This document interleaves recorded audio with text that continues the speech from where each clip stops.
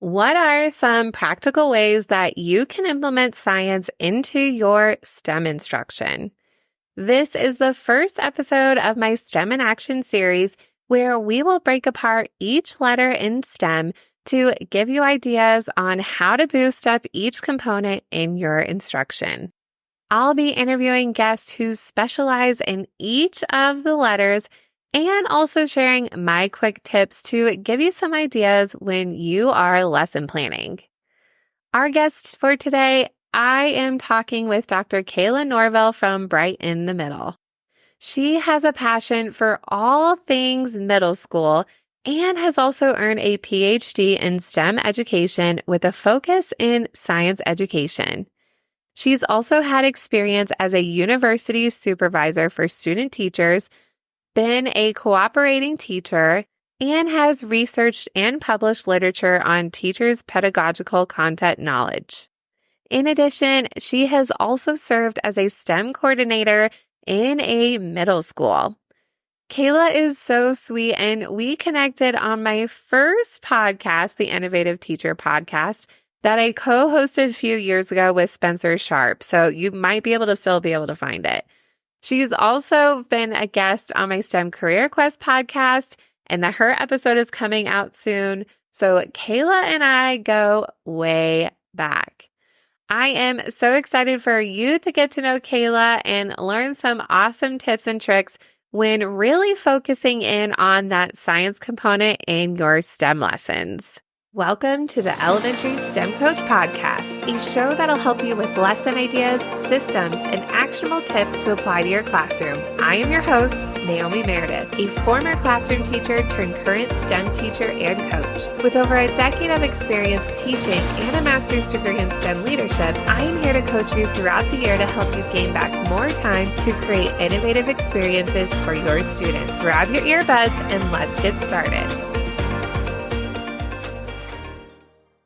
Well, thank you so much, Kayla, for being here today. We were talking a little bit before we hit record and what you are up to these days and catching up a little bit. And fun fact, Kayla was a guest on another podcast I used to host, the Innovative Teacher Podcast, which it's still up there. It's not active anymore, but Kayla was on there. I think you were one of our first few guests when I did that show too, which is pretty fun. But if you wouldn't mind telling us, we're talking about all things science today.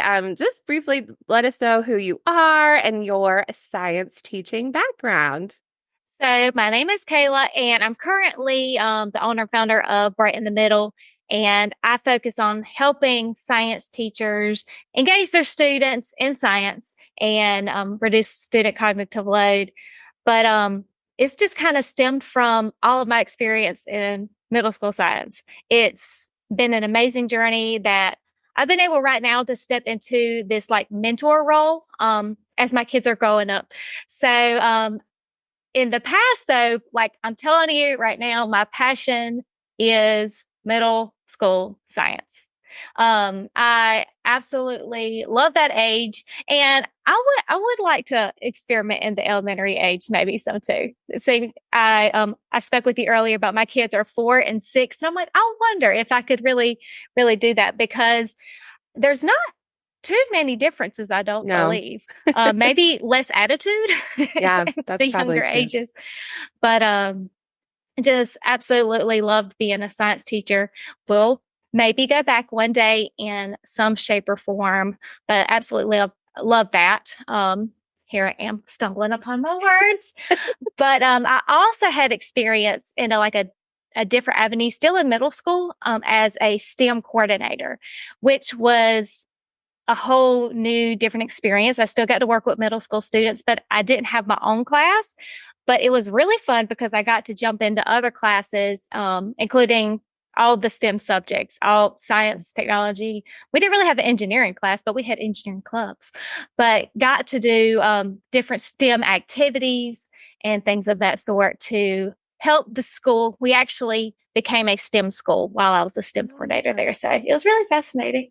Yeah, I think that's awesome too. And I think your experience in middle school definitely can be applied to elementary. And we actually have a lot of teachers and listeners who teach K-8 STEM.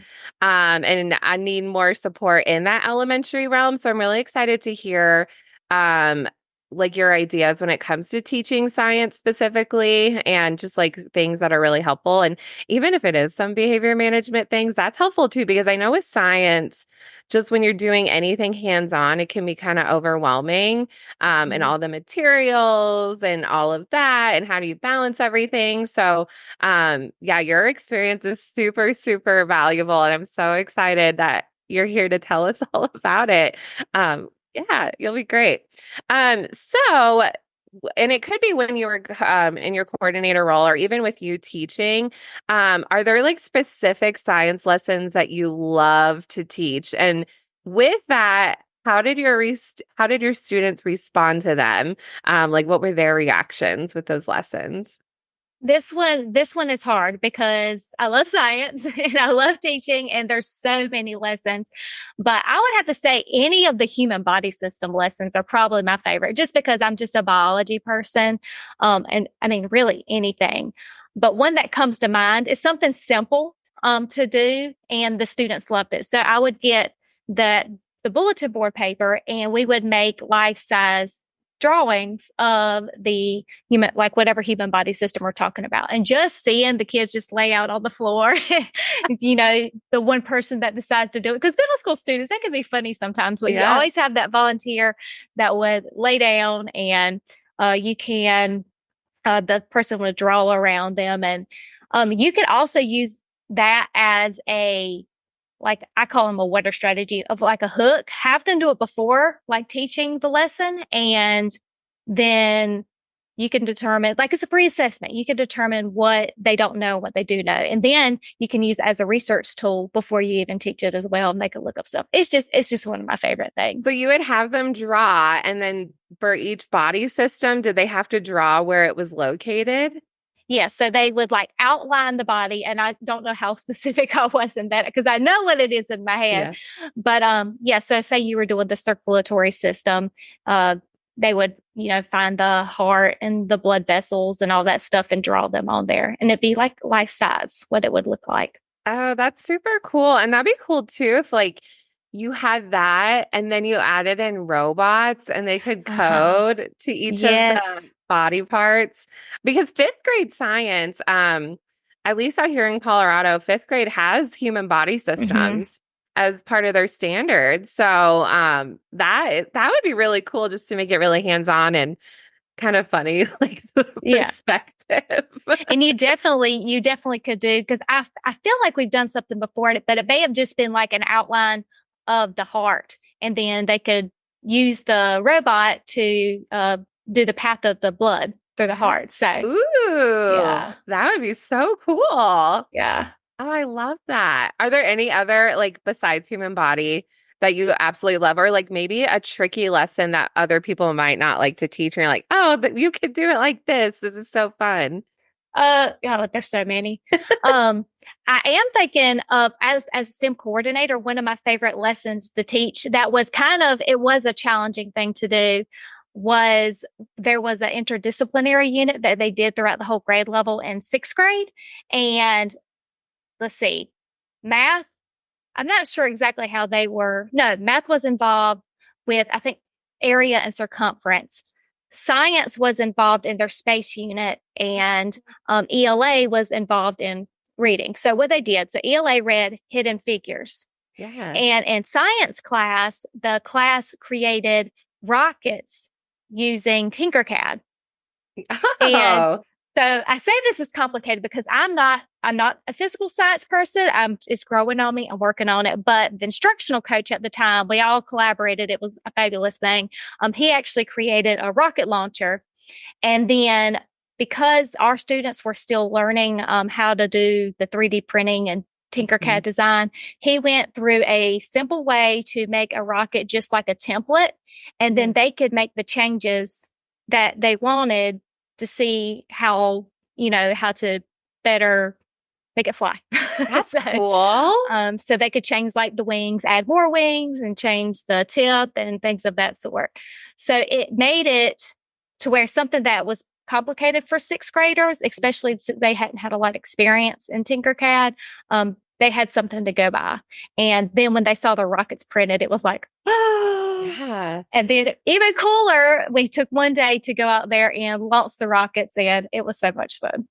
That is so cool. Like, what a cool way to do that with 3D printing. I've never heard of anyone doing that, having a template the kids work off of, to help save time, because I know some teachers have like just limited time. I mean, all teachers have limited time, but just even with 3D printing, like I don't know how to get started when they have no background information. So that's really, really smart.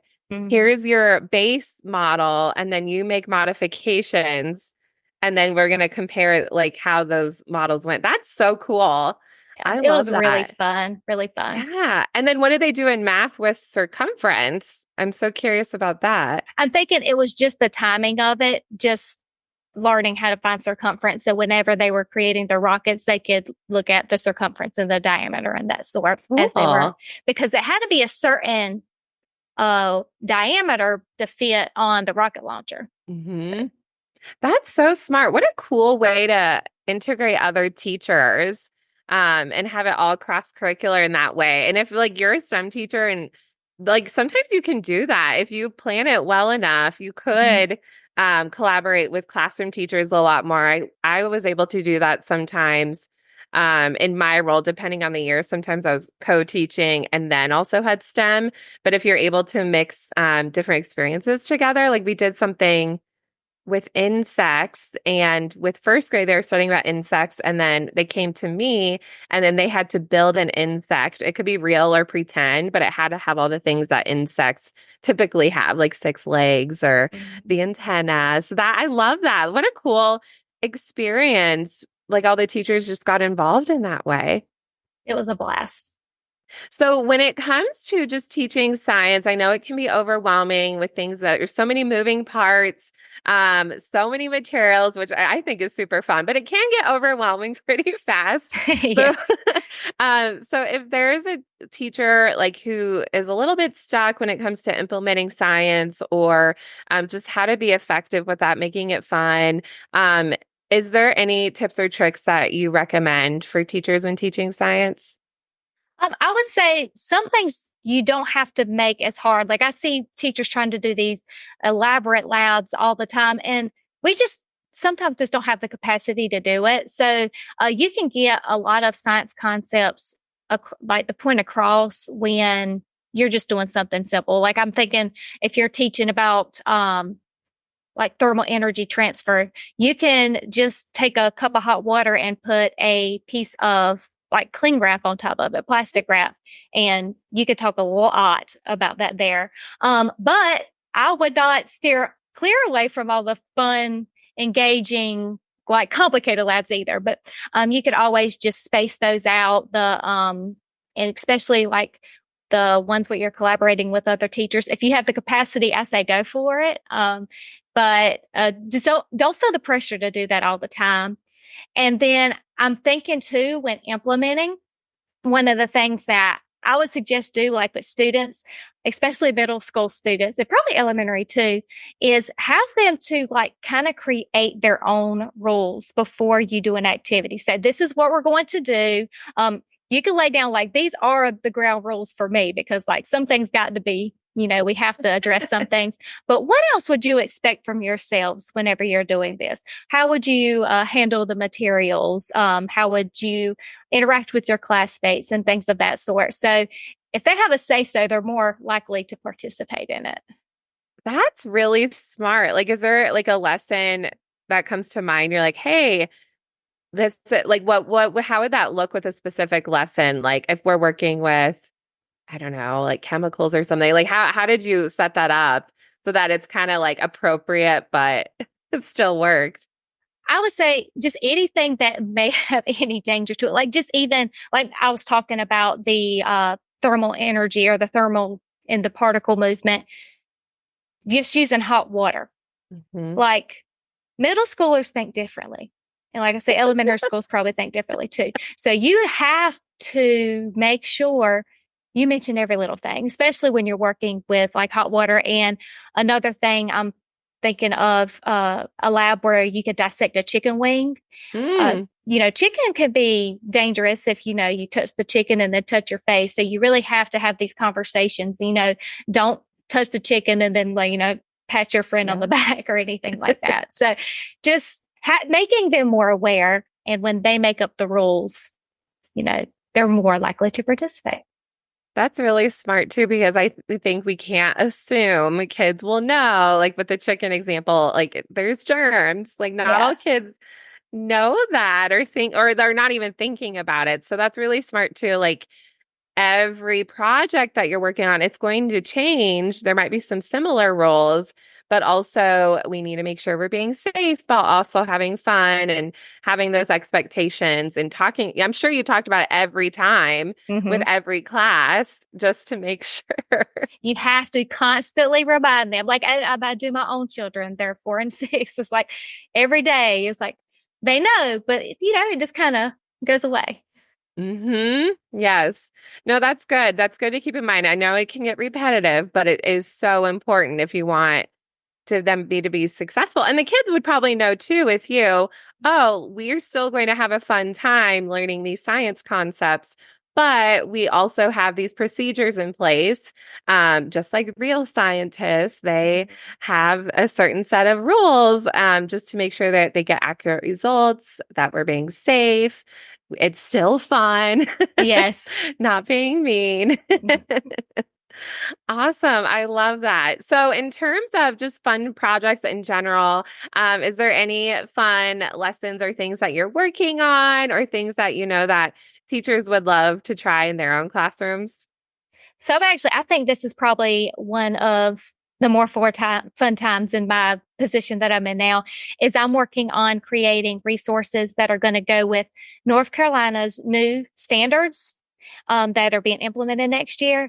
And they are really focusing on a lot of things that the NGSS are and the science and engineering practices. So I'm starting to work on more of those hands-on activities. Like the one I'm actually about to go dissect the chicken wing today. That's why that was on my mind. So I'm excited about that. But just, the hands-on things that need to be in classrooms. And I also want to mention in classrooms, you also need reading and things of that sort too. The not so fun stuff, but sprinkle that fun stuff in all the time. And you can make reading fun too. It could be fun. Yes. Yeah. And reading still is in STEM and in science. I was talking to a teacher one time who was starting to get into STEM and they're all, oh, well, reading's not in STEM, right? I'm all, oh, no, it is. It definitely is. There's a lot of literacy. Yes, there is. But I love that with your resources too, because I have had teachers ask me if I do have middle school STEM and science resources. I'm all, not at this time. I really focus on K through 5. So that's good to know. Even if you don't live in North Carolina, like a lot of the standards overlap or just might be worded in a very different way, or maybe one grade has the one standard that's flip-flop. So definitely check out Kayla's things because she definitely is really passionate about it, but her resources are really like practical in a way where you can easily implement this. It's not overwhelming, but it's clear, it makes sense, simple materials when needed, and definitely want to tie it to standards and not have it be a random experience. I love that. That's so great. So where can teachers find you and connect with you around social media or website? Where's the best place they can find you? You could probably just Google me and I'm everywhere, but my website is brightinthemiddle.com. But you can find me at Bright in the Middle on Instagram, TikTok, Facebook, all the places. Perfect. Well, I know teachers are going to check you out. We'll link all of that in the show notes. And just hopefully everyone's getting their wheels turning of just how to add more of those science concepts in within your STEM lessons. And maybe it's an experiment or maybe just another way to integrate materials. But we appreciate all of your knowledge, Kayla. Thank you so much. Yeah, thank you.